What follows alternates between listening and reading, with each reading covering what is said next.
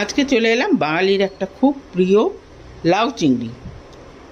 লাউগুলোকে আমি স্লাইসারে এরকম পাতলা পাতলা করে প্রথমে কেটে নিয়েছি।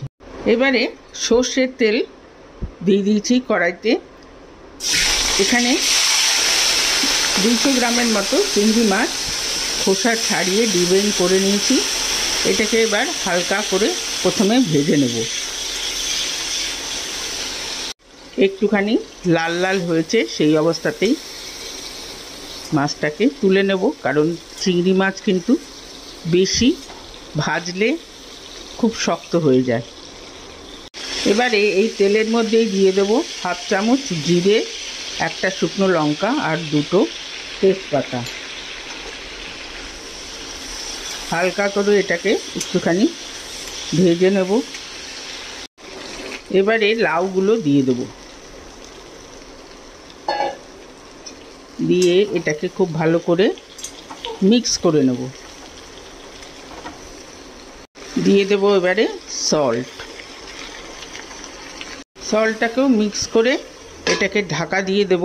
ফ্লেমটাকে কিন্তু একদম লোতে রাখবো, যাতে লাউয়ের থেকে জল বেরিয়ে লাউটা সেদ্ধ হয়ে যাবে। প্রায় মিনিট 10 ঢাকা দিয়ে রেখেছিলাম। লাউটা কিন্তু সেদ্ধ হয়ে গেছে। লাউয়ের থেকেই এইরকম জল বেরোয়, তো তাতেই লাউ সেদ্ধ হয়ে গেছে।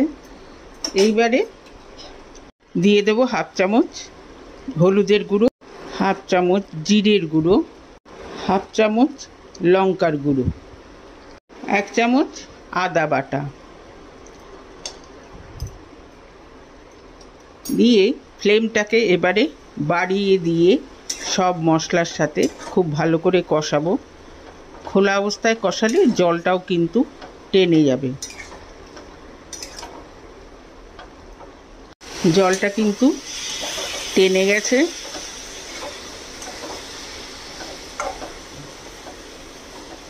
এবারে এটার মধ্যে দিয়ে দেব এই ভাজা চিংড়ি মাছগুলো, দিয়ে খুব ভালো করে মিশিয়ে দেবো। তা অলমোস্ট ডান। লাস্টে দেবো একটুখানি চিনিটা অপশনাল, যাদের ইচ্ছা হবে দেবে, যাদের ইচ্ছা হবে না নাও দেওয়া যেতে পারে, তবে চিনিটা দিলে এটার মধ্যে ভালো লাগে খেতে। আর একদম শেষে দেব 1/2 চামচ গরম মশলা। ব্যাস তৈরি হয়ে গেল বাঙালির প্রিয় একদম লাউ চিংড়ি। যদি রেসিপি ভালো লেগে থাকে তাহলে অবশ্যই কমেন্ট বক্সে জানাবেন, লাইক করবেন, শেয়ার করবেন ফ্রেন্ডস অ্যান্ড ফ্যামিলিদের সঙ্গে, সাথে আমার চ্যানেলটিকে সাবস্ক্রাইব করতে ভুলবেন না। আজকে তাহলে চলি, নেক্সট দিন আরেকটা এরকম মজাদার খাবার নিয়ে আসবো। সবাই ভালো থাকবেন, সুস্থ থাকবেন। ওকে দেন, বাই।